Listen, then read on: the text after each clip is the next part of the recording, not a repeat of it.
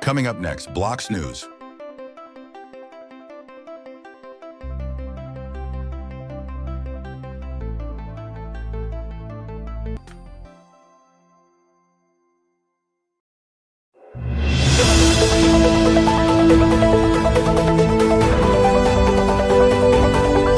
Hey, I'm Dave Bazuki, CEO and founder at Roblox, and you're listening to Tech Talks, where we dive into everything Roblox. Today, we have an amazing program. We have Nick Torno, SVP Engineering for Creator Tooling and Engine on Roblox. And at the same time, we have one of our top creators, Jandel, who was behind the hit experience Grow a Garden on Roblox that has continued to just hit all-time records, not just for Roblox, but for literally concurrent users on any game ever created. And so this is going to be really special. And we're going to really dive into the future of Roblox's engine, technology, scaling, how to build games, and everything in between. So first, would like to welcome everyone. First, Nick, great to have you here. Welcome. Thank you for having me. I'm honored to be on this podcast with you. Okay, and Jandel, probably coming from 12 hours away across the ocean. Welcome as well.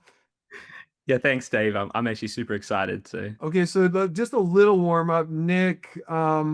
You've been at other companies involved in technology. Could you give just a quick background on where you were before Roblox and what got you interested in gaming technology? Sure. I mean, I've been a engineer since I was a child. I actually got into programming by building games back in high school. It was just such a wonderful on-ramp to building stuff that other people could play with and have fun with. And I got such a kick out of seeing people playing my games and having fun with it. Went into a variety of engineering roles out of college. Didn't get into gaming until sort of the middle of my career and joined this tiny startup called Zynga, which was building games for social media companies at the time. Ended up spending more than 10 years there, over 5 of which as the CTO, helping that company pivot to mobile. After Zynga, I went to Twitter and ran infrastructure and platform at Twitter for about 4 years. And then I made the transition to Roblox about 3 years ago, which is really sort of bringing those two things together, the infrastructure, the scale, and the game platform creation that is Roblox. And arguably, when you were at Twitter and now X, probably a pretty good lens on the power of social and community as well. I went straight to the question, Nick, of trying to guess when you were in high school, what language you were using to make your games. Top candidates would be C++, Assembly, Basic, Pascal, Logo, or others. Where were you? I was programming in Turbo Pascal, so you got it.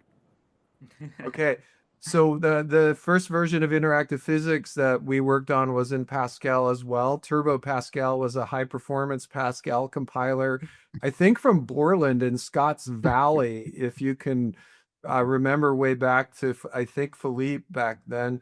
Okay, and then so Jandel, how many games have you dabbled with or played with on Roblox, if I could ask, before Grow a Garden?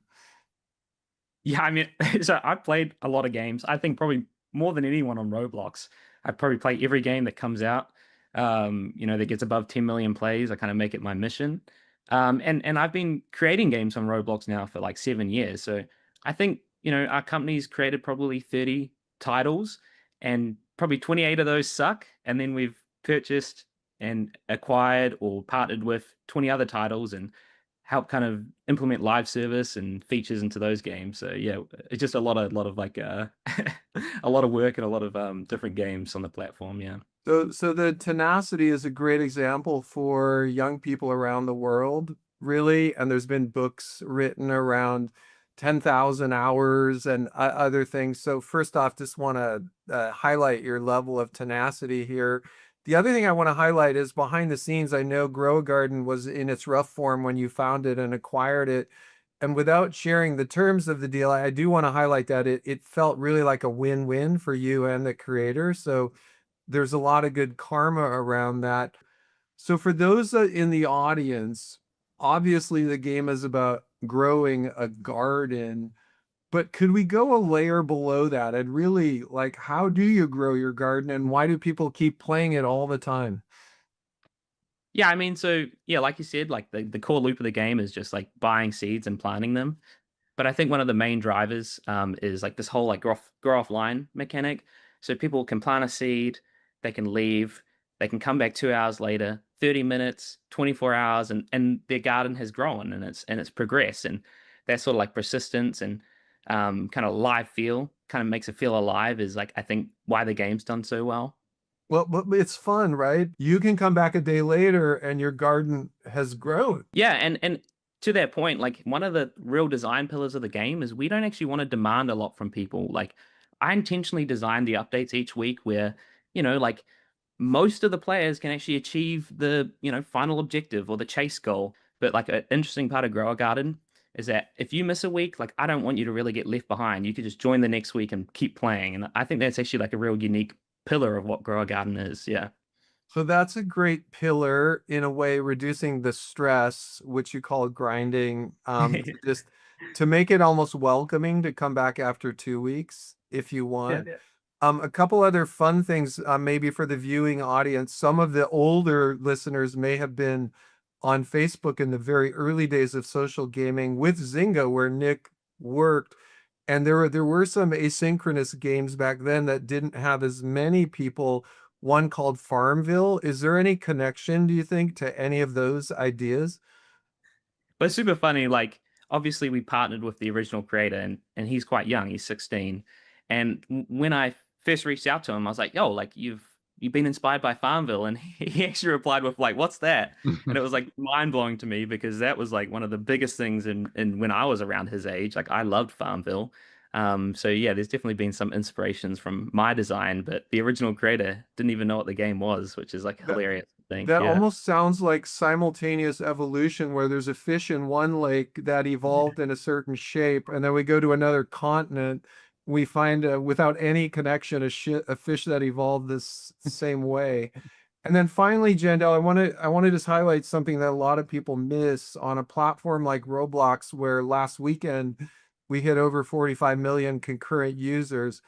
There's something really satisfying about in the traditional gaming market, thinking one of the top experiences on Roblox is about growing a garden. No one would have ever predicted that 3 years ago if they looked at just what typical games are about. So thanks for that as well. Yeah, it's super awesome. I think as well. Like it's kind of a testament. On the weekends, right? Like people make it a whole family thing. I see all these TikToks of like mums, dads, kids, like all like coming and attending the events, and they'll say like, "Oh, we missed soccer this week because we wanted to go to Grow a Garden." I think it's pretty funny. So yeah, it's really cool. Yeah, I will highlight when I was growing up, Saturday morning was about watching TV for 3 hours. Arguably, that's the new event for Saturday mornings. Okay, so let's take a big step back, and then I'm going to plop a big fun question. So first, Nick, let's talk about creator engineering and the engine engineering org, and like, what's the big mandate? What are you trying to build, and how does it fit into what we're trying to do at Roblox? Sure. I mean, we believe in the creation of anything, anywhere by anyone. And what this means is if you can imagine something, you should be able to build it on Roblox and sort of share that with the world.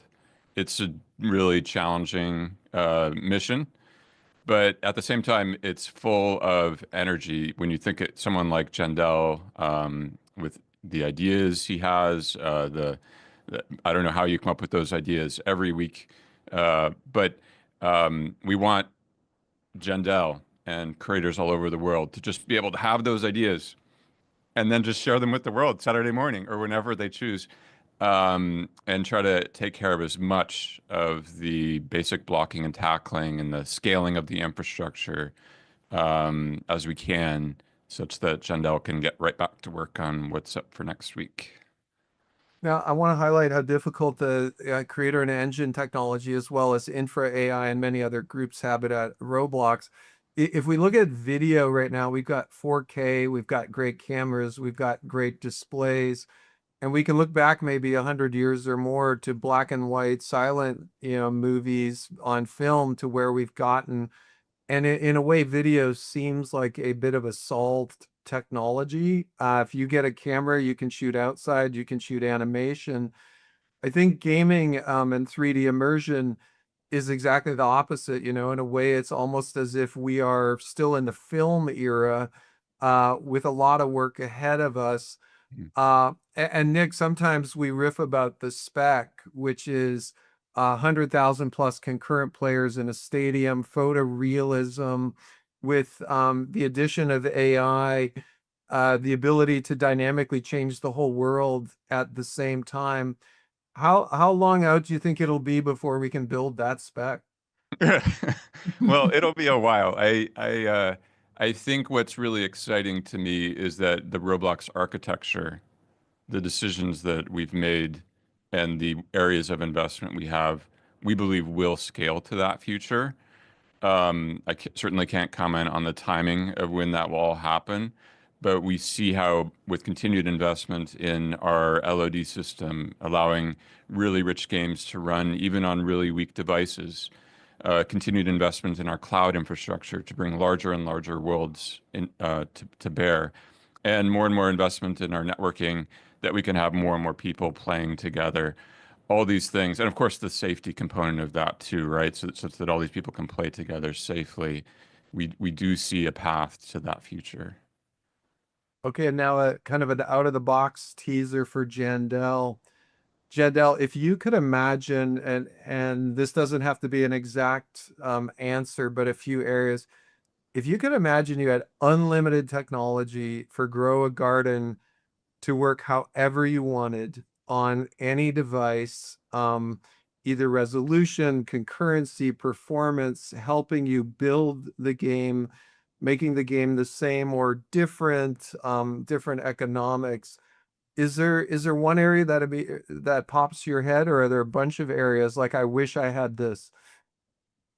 Yeah, I mean, I guess when you're asking that, like the first thing that came to mind is like imagine on a Saturday if everyone could be in the same like instance. Last week we were like all dressed up as green beans, so everyone's character was green. I just think how legendary that would be if there was 20 million green beans like running around a map, seeing the event. And like, I mean, being a part of that would just feel like amazing as well. Like you think about like massive concerts, like that one in the UK, what's it called? Can't remember. Where like a million people turned up. I think it was actually Yeah. um, So yeah, I love hearing this because there's a lot of debate about scale, and some people would say, 20 or 100 players is more than enough for any game. The other attitude is no. If you could do a million concurrent at super high res, super high performance, there would be a market for that. It sounds like you're kind of leaning that way as well, if we could do that. yeah, I think it'd be super fun. Like it'd be iconic, like yeah, it'd be awesome. Okay, so if you had to imagine a 20 million concurrent players single landscape grow a garden, would you imagine like flying into a continent, having people's plots all over the place?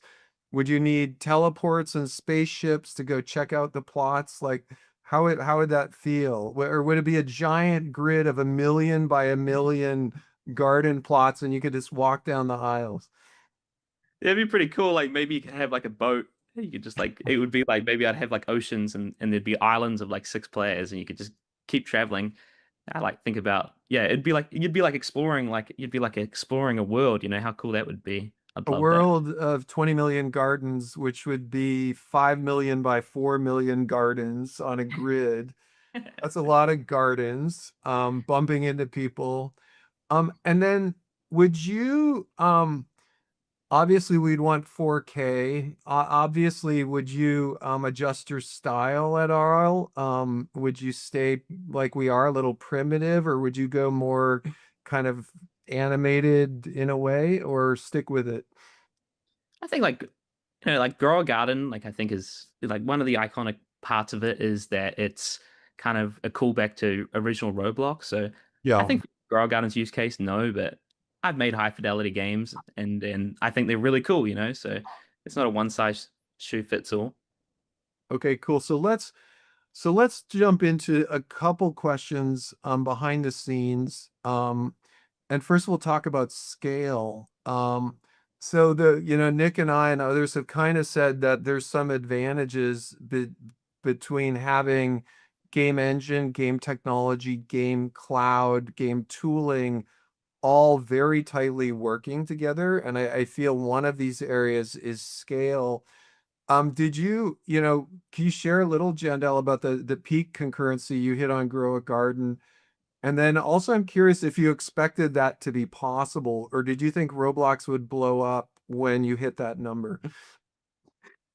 Well, I can definitely tell you I didn't think it was possible. I can remember when the game first hit 2 million players, and I was like, oh, damn, is the website going to crash?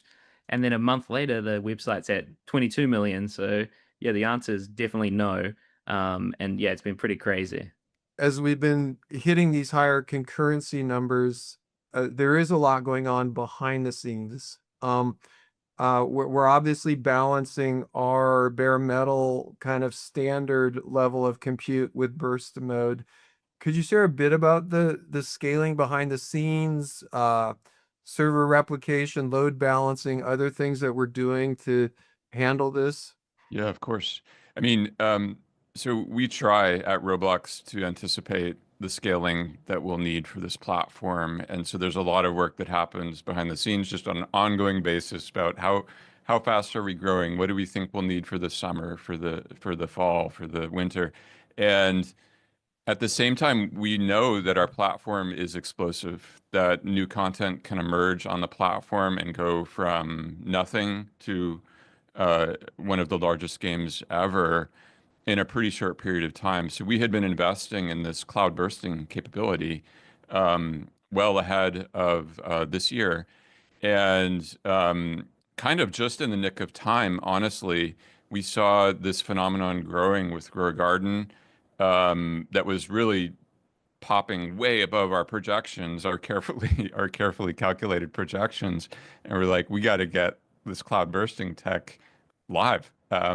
And a lot of heroics behind the scenes to essentially bring up new edge. We call them edge locations. We have edge locations all over the world, but they were all full. The whole whole world was full, and so we brought up new edge locations in the cloud that allowed us to continue to scale to support these new Grow Garden peaks. And then as we did that, as more and more players were able to actually play the game, then we started having loading problems on our core data centers, which is where all these things kind of call back to do, some certain basic operations. And so I can tell you, every Saturday morning, um, oftentimes even into the later parts of the day, because there's a lot of, you always keep us on our toes. There's a lot of activity at Roblox taking care of all this stuff. Again, we love to do it because it means that our creators can focus on, making the next version of their game. Yeah, and a couple comments. We'll talk about live ops. But for the viewing public out there on a Saturday morning, if you ever seen the movie Apollo 13, where mission control is propulsion, guidance check, navigation check, it's literally the same thing. Compute check, networking check, persistence check. So it is kind of it's a fun thing. Back to Jandel, part of making our life challenging is burst mode. And traditionally, many games on Roblox have had steady state traffic. You've started to burst. You have events on Saturdays at a specific time. Was this your thought from the start, or did this evolve as you got into the Grow a Garden phenomena? Yeah, so we actually, when you guys released messaging service, I think back in 2021, like the first thing I did was design like a global chat feature and do live events in my game Wacky Wizards. And I kind of saw like the essence of like how effective it was. And I remember saying to our company, like when we get a game with good retention, like it's gonna go bananas, you know. So I think it was like a little bit pre-planned, and yeah, I guess the application into Grow a Garden and how successful it was shocking, but yeah, it was awesome. We would like to make a native system where your avatar can show up and be in every place at the same time and interact with everyone and possibly even talk with all of them. Having you and Travis in a real-time avatar, communication in every instance of Grow Garden, I think would blow people's minds. I'd love that. Yeah, please bring that. Yeah. So hey, I want to just talk a little about developer tooling and supporting teams. Nick, one of the things we are working more and more on is that Roblox Studio, which is the environment where people create stuff on Roblox, really works like I think a lot of the tooling younger people are used to. Older people are used to Excel and Word standalone. Younger people were used to Sheets and Docs, multiplayer, real-time collaboration. Can you share a little of what the complexity is behind making Studio really a real-time collaboration tool? Yeah, totally. I mean, I think you think about the real world, and we take so much inspiration from the real world across Roblox. But you think about the real world, people work in parallel. I work on certain things, you work on other things at the same time. And that works because we're in different spaces, and that's kind of what we hope and what we invest in that allows large teams to build on Roblox, where a single world, you can have multiple creators active at the same time, maybe creating some 3D objects. Maybe someone else is working on textures or what's in the sky, and someone else is working on some code, some behaviors. There's a lot of challenges inherent in this in terms of what if we start editing the same thing. And so we take more inspiration from something like a Google Docs, to hark back to your analogy with, Microsoft Word or whatnot, in which you can sort of see live updates from your collaborator. So for instance, in Studio, if you're editing code, it is essentially a Google Docs like experience, and you can kind of like correct what your partner's doing in real time. And that's sort of directionally where we see all creation happening on Roblox over time, including 3D objects.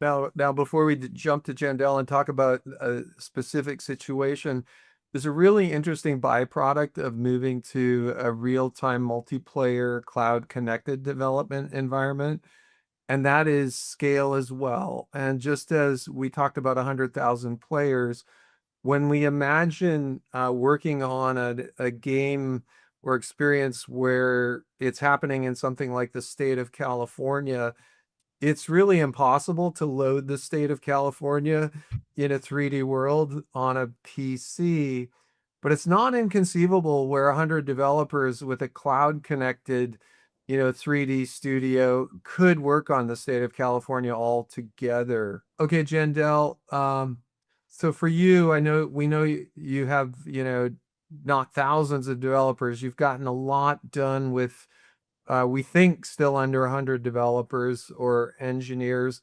Could you just give us a little hint about how you work? And just as I asked in the fantasy for Grow a Garden, is there some area we could do more or better on our developer tooling for you? It's funny, like I think one of the like mantras of our company is I really, really care about velocity of development. And ironically enough, I think like Roblox native tools are the fastest tools to use. We actually don't use like external IDEs or many third-party tools at all, because like all I care about is just the speed of how fast we can get a feature shipped. And it's super ironic. Like I think we're now like 30 engineers like on Grow a Garden. When we had 10 engineers, like I didn't even have drafts enabled, because when someone had a bug, like I wanted the rest of the team to be on them to fix it. But obviously once we've got to 30 people, we can't have like a million bugs blocking the whole team. So we've enabled drafts. But yeah, I think Roblox Studio tools like work really well for how quickly you have to develop on Roblox. Well, you're so kind. Obviously, there's a lot of small little things that you're not sharing right now, and we appreciate that. We Well, are I Yeah. will add, sorry to interrupt. We actually have built some plugins that like um will automatically like check commits and like add them into a Git repo. So we still have a lot of the external tooling, but like I don't have anyone else use that except for like our CTOs or like engine leads or sorry, team leads to kind of review people's work. But yeah, we don't have like half the company using it. There's a bit of a metaphor in that if the tooling is fast enough and vertically integrated enough, rather than a complex work stream, you can just go and fix something. It's a little akin to, I feel, pick a shopping product like Amazon. Those have gotten efficient enough now, for me at least, rather than keeping a list of things I need to go purchase, I purchase on the spot and just fix it or purchase it immediately. And so there's a lot less cognitive overhead. And I hope we're working in that direction for you as well. Um, okay, so another thing that's really big, and Nick, maybe you can comment on this, is this quest for photorealism and higher fidelity. In the traditional gaming space, games are looking more and more beautiful. They're ginormous. They can be hundreds and hundreds of megabytes of downloads and into the gigabytes and a lot of assets. And we've given you and many of the teams the goal of doing three things at the same time. Beautiful looking games with super high resolution, uh, having the same experience run on 2 gig RAM Android, and joining the experience instantly rather than downloading. Like, how is this possible? Yeah.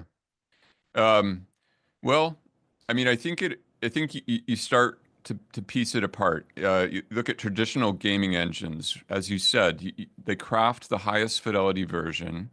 You got to pick your platform because that's part of that, right? Like with the assets you build, the type of game you craft, you're like, well, I better pick my platform. Do I want this to be on PCs and does it have to be super high-end PCs with GPUs that are capable of it? And then you have to build the assets that kind of like jive with that platform choice.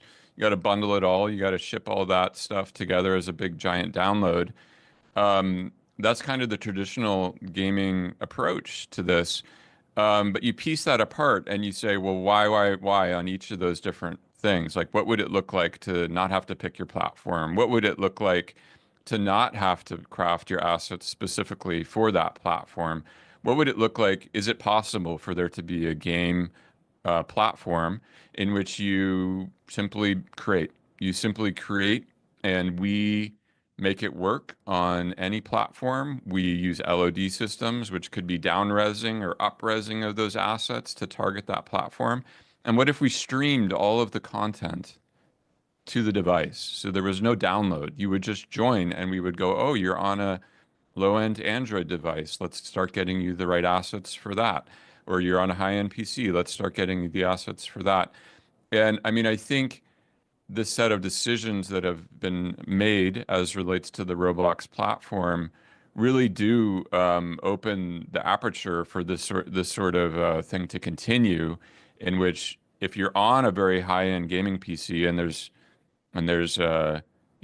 people that have that, the Roblox engine should just flex up into that. And that would be the lighting system, that would be the assets, there would just be more resources. And we have this notion of essentially saturating the device, whatever the device is, can we just blow it out to all the corners to give you the most compelling and immersive experience possible on that device? And Roblox is kind of trying to make that happen so the creator again can just focus on the creative vision.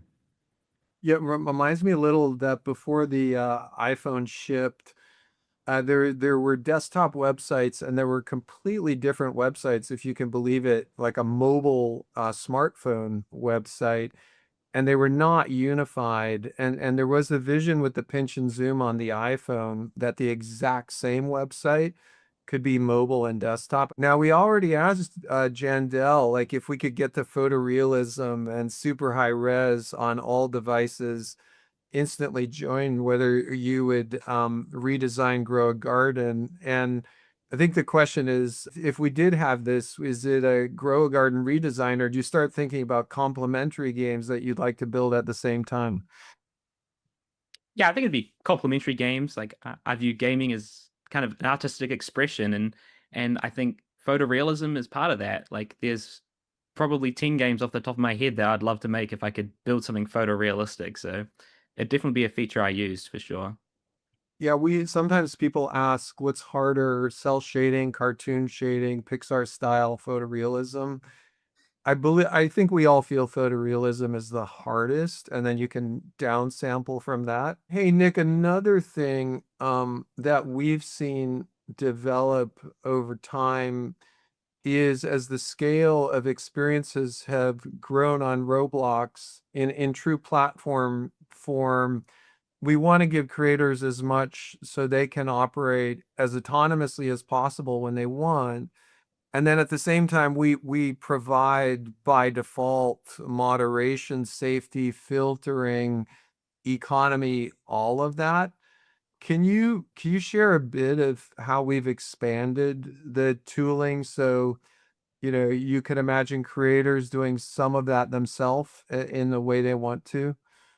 Well, I mean, I think at Roblox, we try to focus on the core primitives that creators can build upon, almost like a minimal platform, but to try to get as much of the toil or as much of the work that maybe isn't about the creative vision behind our APIs. And so we're sort of constantly traversing. What does it take? Building a game is very hard. You got to think of these game ideas. You got to implement the art. You got to implement the code.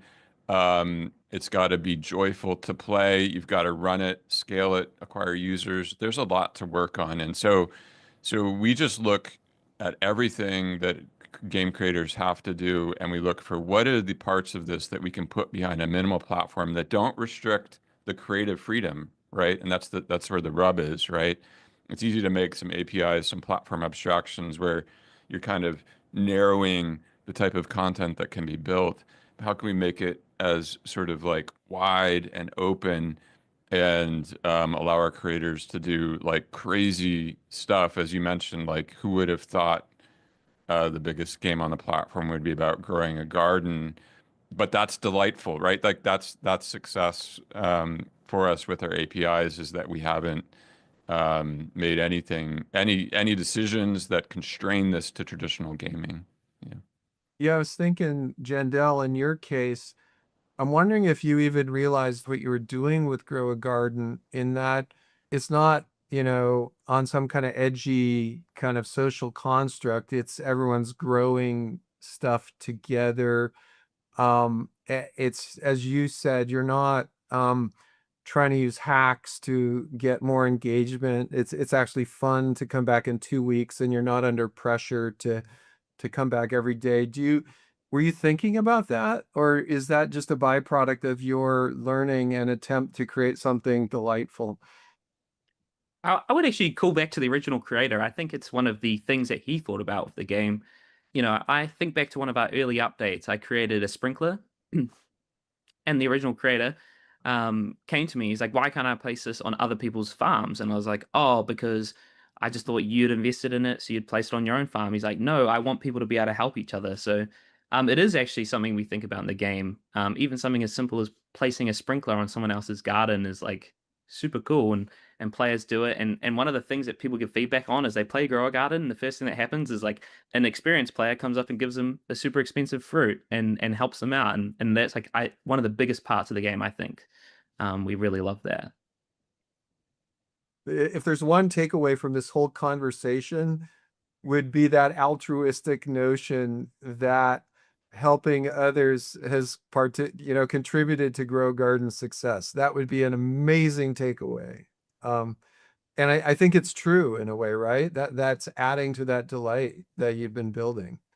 Um, okay, we're going to now there's a topic that is just so big and broad right now, which is AI, and there's so many layers of this. that we're not going to do it justice. Being open sourced on Roost, to our 3D foundational model being open sourced, to 4D inexperienced foundational models where functional objects like cars can be created by talking about them, to a future of really good NPCs. And then I would say what we think is the ultimate spec, which is with those 100,000 concurrent players in a photorealistic world, what we would call real-time dreaming, where Jandel, you or Nick could literally manipulate the world in real time based on prompts and turn the stadium into a medieval battlefield or a spaceport. And a lot of technology is poking on this. We are seeing, in addition to our foundational models, ultimately, there's going to be some unification of LLMs, video, 3D creation, all of this. So it's going to blow our minds. But, and we're going to have client side rendering, and we're going to have all of this stuff. But right now, today, in our creation pipelines, we're just at the vision where AI can really accelerate stuff right now for our creators. Right now, shipping. Nick, could you give a little perspective of what is right now possible and what Roblox creators are using? Yeah. Um, I'll preface this by saying, there's a lot of parts of creation that are super fun. And then there's certain parts of creation, unfortunately, that are not as fun. Getting your new idea out into studio is fun. If you want to, say, very precisely rig and skin and cage an avatar, or you want to make a forest with 10,000 trees on it, those things tend to be less fun. And so we found ways to layer artificial intelligence into studio to sort of make these areas of the creative process, integral parts of the creative process, quite easy. And we put them like next to the more traditional tools, so you can go back and forth between using traditional tools and having fun with that. And then when you have these areas where, oh, I need 10,000 trees, you can ask, for instance, our assistant product, please add 10,000 trees and scatter them randomly across this large field. Or you could say, take this avatar, which I've crafted perhaps in Blender, and bring it in to make it a real Roblox avatar and have that happen in seconds or minutes instead of days or weeks, which is what it's more traditionally been. We also have capabilities in Studio for code generation. Another part of development that might not always be fun is you kind of have this idea, you got to get it down into code. With the assistant and with the code generation capability, you can kind of start typing, and it'll help you like accelerate that process. And of course, we have mesh generation, which you touched upon. That's already live, where in Assistant you can say, please craft me a 3D object, and describe it with a prompt and have that appear in the scene. Every week, every month, we're layering in new capabilities into these products. Yeah, and just as we just showed at RDC, the interesting that the combination of speech to text, safety filtering of voice or text, LLM as a service with the appropriate guardrails, and then once again text to speech literally enables anyone to wire together an avatar you can go talk to in Roblox, which is really big. And I want to highlight one other thing you said about Studio, which is almost everything we build for Roblox Studio. We've taken the difficult tact of making that available in game for players as well as in Studio. One of my favorite examples is avatars are very complex under the covers. They have fax controls, face rigging, bones, all of that. And having an avatar that can talk is really complicated. Making that, as you said, that auto setup tool available in a game allows literally someone to, carve something out of Play-Doh and turn it into a functional Roblox avatar. So lots of magic coming. Jandel, if you had to imagine, just as we've talked about realism, scale, and tooling on the AI side, what could we give you to help accelerate your creativity if we're not already giving it to you? Yeah, I mean, I really view AI as sort of augmentative to like what we already do. So, I'm a pretty terrible programmer, so I actually use the code complete all the time because I suck. But maybe some of the more brilliant people at our company, they're okay.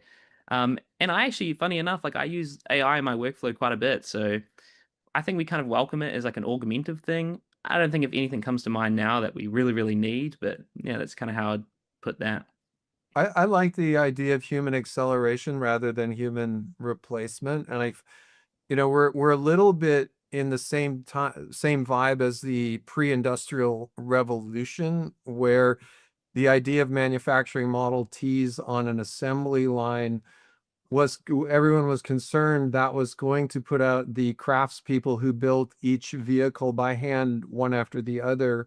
And that didn't actually pan out. We had new types of jobs. So when you say augmentative, I feel new roles, new exciting jobs rather than human replacement. So I'm optimistic about that as well. And now one other thing as we talk about AI and then creator tooling and fast development is this other note of frequency of creation and updates and experiments and all of that. And then, there have been, I won't name the creators, there have been creators on Roblox who've had experiences run for 6 months without changing it.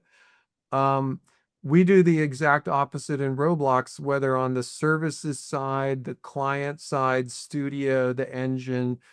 I'm pretty sure all of those things are shipping many times a day now, except for stores that we have to kind of stack them up.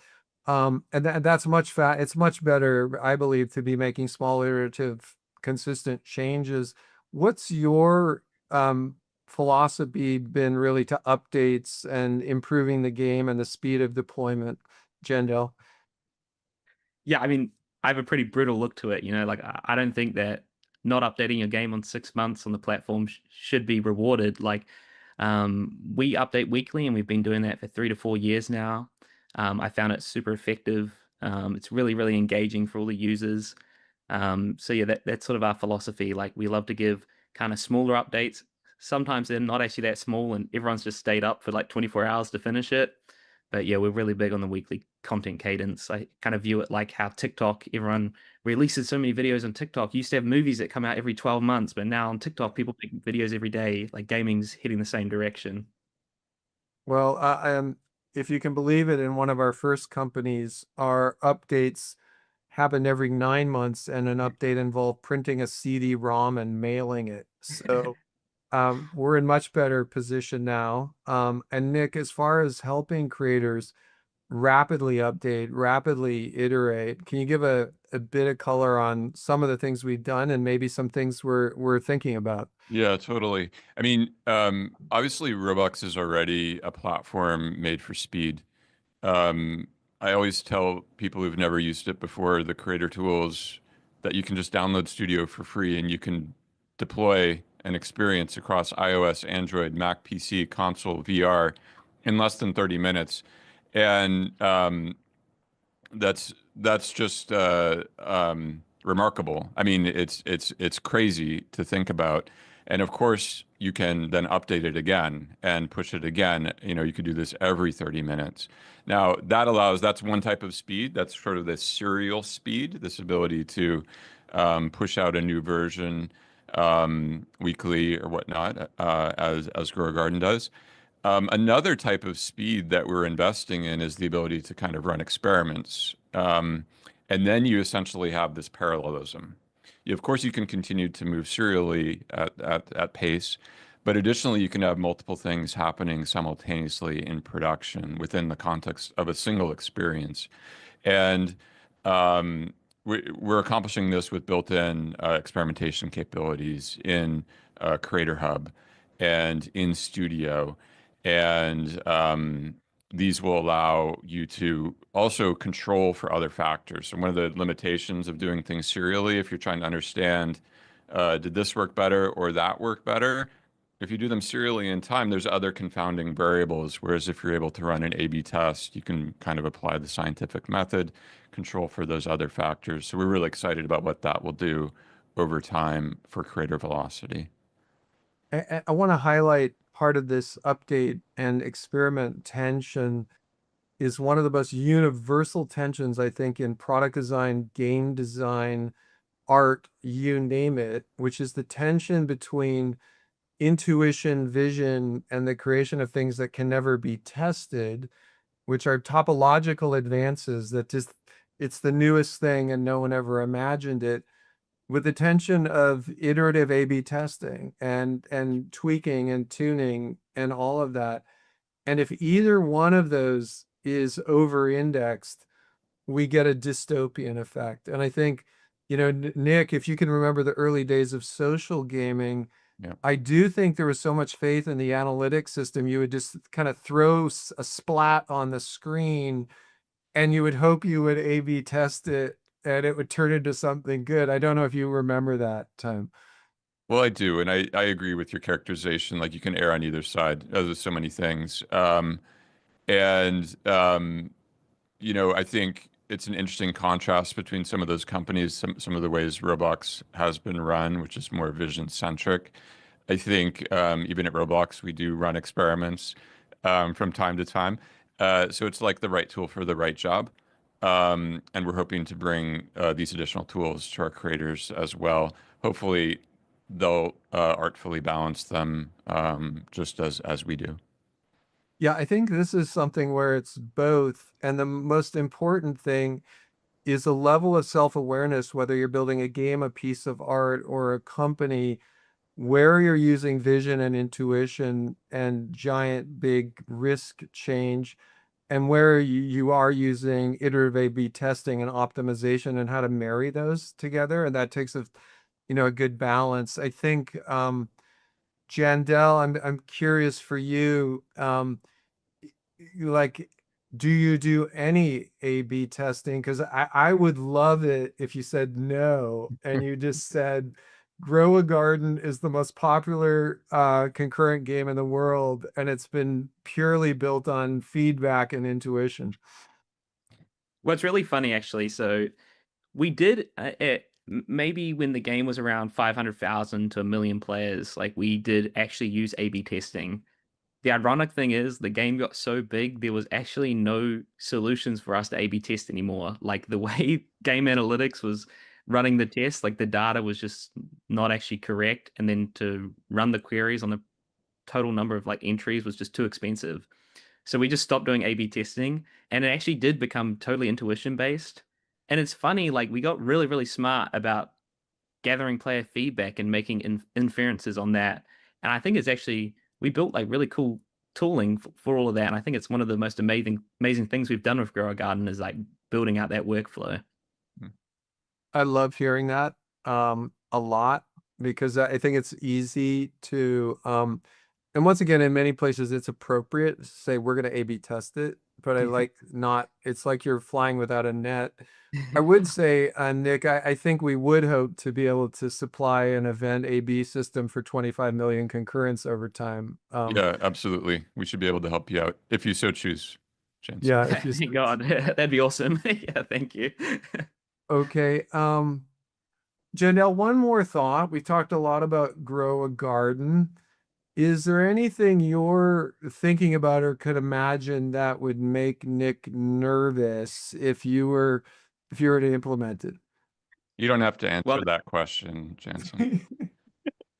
there's two things. One, I want to turn the server cap up to 6, so there's going to be a lot more gardens in the game. And then secondly, I want to do an even bigger live event with 50 million concurrents. So good luck with that one.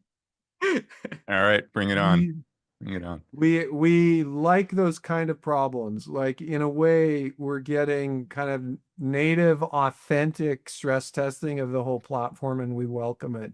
Nick, any final things, what's really coming that's really exciting? Do you have a favorite new thing that we're going to pop up on the platform? So one cool thing, which we just announced at RDC, is one of the things about Roblox, it's client server architecture.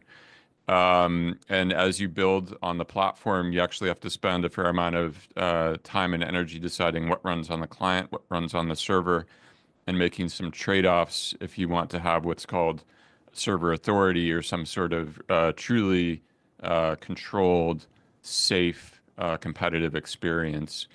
We're rolling out capabilities in Roblox to allow creators to much more easily craft server authoritative games in which you'll essentially be able to stop cheating, stop a variety of activities that might happen on in the wild currently.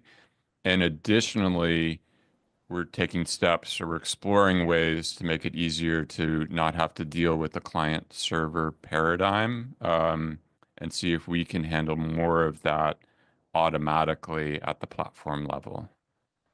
Yeah, so two hints there. One is programming an experience like Roblox.